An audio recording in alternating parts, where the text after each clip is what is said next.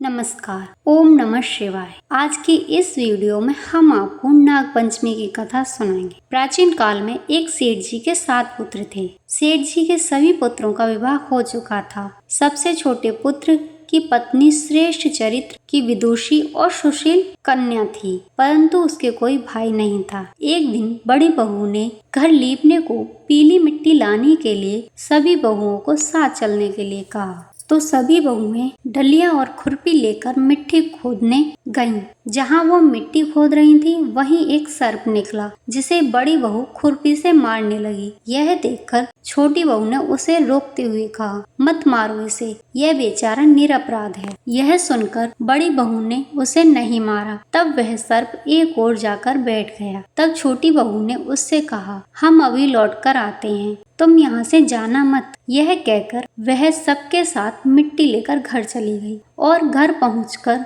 वह घर के कामकाज में फंसकर सर्प से जो वादा किया था उसे भूल गई। दूसरे दिन उसे वह बात याद आई तो वह सर्प के लिए दूध लेकर वहां पहुंची। सर्प को उसी स्थान पर बैठा देखकर बोली, सर्प भैया, मैं कल घर पहुंचकर घर के काम में व्यस्त हो गई थी, तो तुम्हारे लिए दूध लाना भूल गई। सर्प ने कहा, तू मुझे भैया कह चुकी है, इसलिए मैं तुझे छोड़ देता हूँ, नहीं तो झूठी बात कहने के कारण तुझे अभी डस लेता। वह बोली, भैया, मुझसे भूल हो गई, उसके लिए मैं आपसे क्षमा मांगती हूँ। तब सर्प बोला, अच्छा, तू आज से मेरी बहन हुई और मैं तेरा भाई हुआ, तुझे जो मांगना हो सो मांग ले। वह बोली, भैया, मेरा कोई नहीं है, अच्छा हुआ जो तुम मेरे भाई बन गए। जब भी मैं आपको याद करूं, आप आ जाना। कुछ दिन बाद जब सावन का महीना आ गया तो साहूकार की सभी बहुओं को उनके मायके से बुलाने वाले आए। उसकी सास ने कहा, तेरे तो कोई भाई नहीं है, तुझे कौन बुलाने आएगा। फिर वह अपने सर्प भाई को याद करने लगी, तो वह सर्प मनुष्य का रूप रखकर उसके घर आया और बोला कि मेरी बहन को भेज दो। सबने कहा कि इसके तो कोई भाई नहीं था, तो वह बोला, मैं दूर के रिश्ते से इसका भाई हूँ, बचपन में ही बाहर चला गया था। उसके विश्वास दिलाने पर घर के लोगों ने छोटी बहू को उसके साथ भेज दिया। उसने मार्ग में छोटी बहू को बताया कि मैं वही सर्प हूँ, इसलिए तू डरना नहीं, और जहाँ चलने में कठिनाई हो वहाँ मेरी पूंछ पकड़ लेना। उसने सर्प के कहे अनुसार ही किया और वह इस प्रकार उसके घर पहुंच गई। वहां के धन ऐश्वर्य को देखकर वह चकित रह गई। सर्प ने अपनी माँ को उसके बारे में बता दिया और कहा कि बहन अब कुछ दिन हमारे साथ यहीं रहेगी। एक दिन उसने देखा कि सर्प की माँ अपने बच्चों को दूध ठंडा करती और घंटी बजा देती।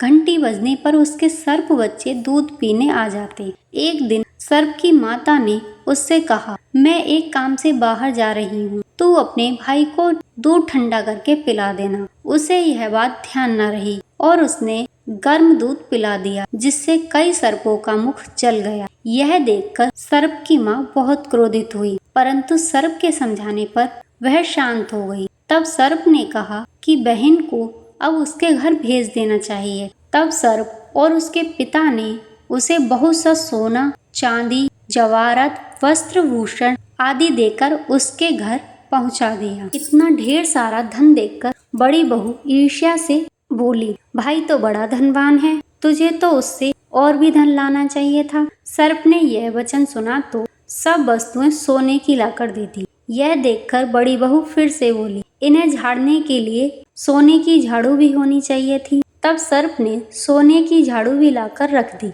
सर्प ने छोटी बहू को हीरा मणियों का एक अद्भुत हार दिया था। उसकी प्रशंसा उस देश की रानी ने भी सुनी और वह राजा से बोली कि सेठ की छोटी बहू का हार यहाँ आना चाहिए। राजा ने मंत्री को हुक्म दिया कि उससे वह हार लेकर शीघ्र उपस्थित हो।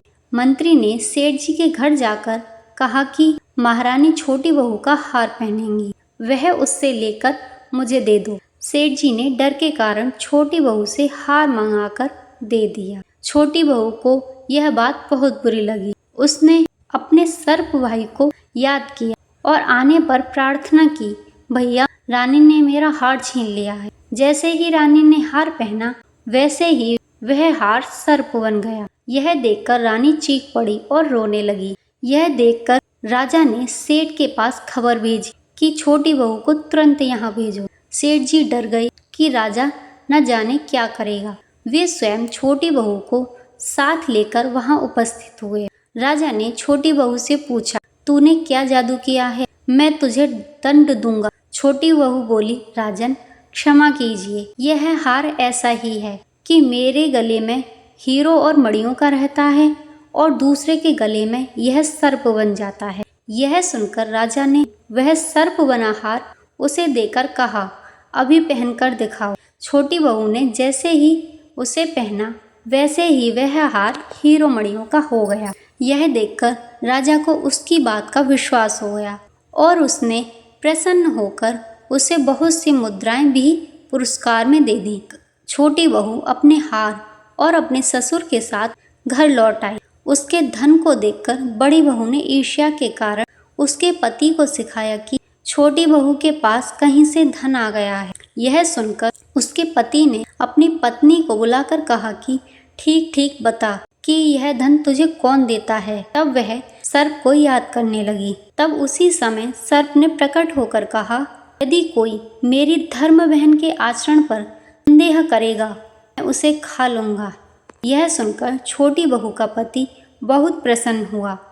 उसने सर्प देवता का बड़ा आदर सत्कार किया। उसी दिन से नाग पंचमी का त्योहार मनाया जाता है और स्त्रियां सर्प को भाई मानकर उसकी पूजा करती हैं। हर हर महादेव।